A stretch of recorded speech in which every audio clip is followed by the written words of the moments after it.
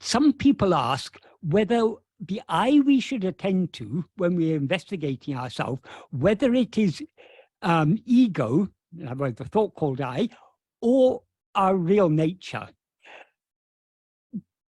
That's a question that is often asked. And when Bhagavan was asked such question, he said it's sufficient just to attend to ego. Why did Bhagavan say like that? Because there's only one I.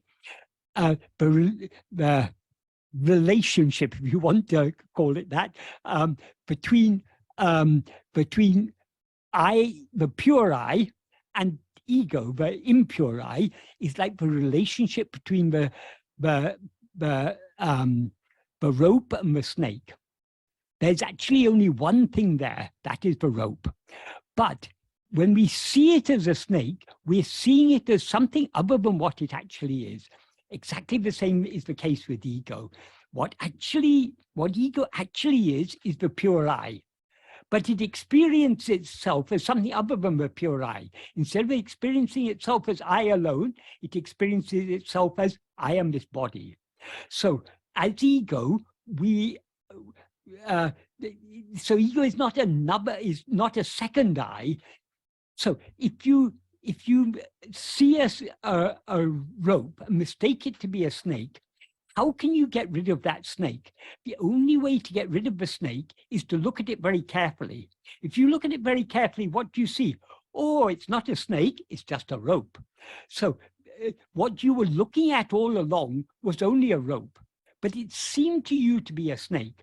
But when you look at it carefully enough, you recognize it's a rope. Likewise with ego. So long as we don't look at ourselves carefully enough, we seem to be ego. And generally, we're not looking at ourselves at all. We're so ego looking at other things, attending to things other than ourselves. It's only when we attend to things other than ourselves, but we seem to be ego. The more we attend to ourselves, the more ego subsides, and we begin to become aware of ourselves as the underlying pure awareness, I am alone. In other words, now our identification is I am this body.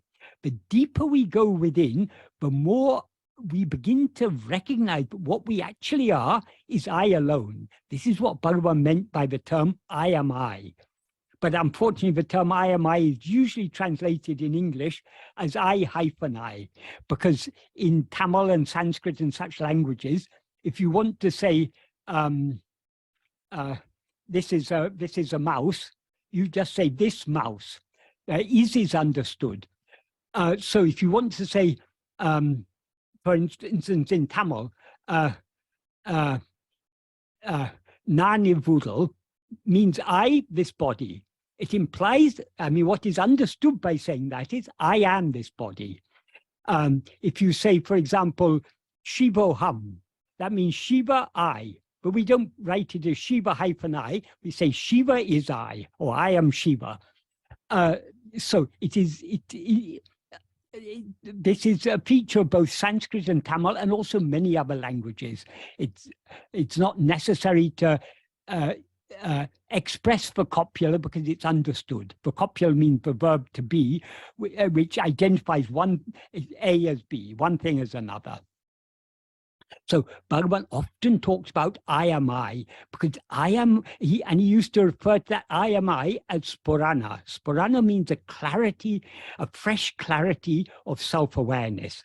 So now we're aware of ourselves as I in this body, but the more we attend to ourselves, the more clear it becomes to us, but what we actually are is not any such adjunct. What I actually am is I am alone, nothing other than that. So I am I. Yes,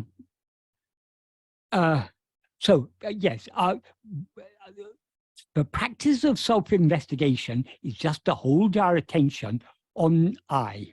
Whether you say you're holding your attention on the I thought, namely ego, or on the pure I am, it really doesn't matter, because obviously it's not the pure I am, because when we experience ourselves as the pure I am,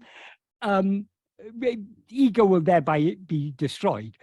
But we shouldn't be, it's better not to think of it in terms of is it ego or is it or is it our real nature? But it's like if Bhagavan tells us, look carefully at look carefully at it. If we say, which it do you want me to look at? Do you want me to look at the snake or at the rope? He'll say, look at the snake, because you take it to be a snake. But if you look at the snake, you see it's only a rope. So there's only one eye, and our aim is to attend to that which is shining within us as I. Let it be called ego or let it be called our real nature. It really doesn't matter. The difference is there's only one I. When it's mixed and conflated with adjuncts, it's called ego, or the thought called I. When it remains in its pure condition, it's called ātma-vicāra, the real nature of ourself.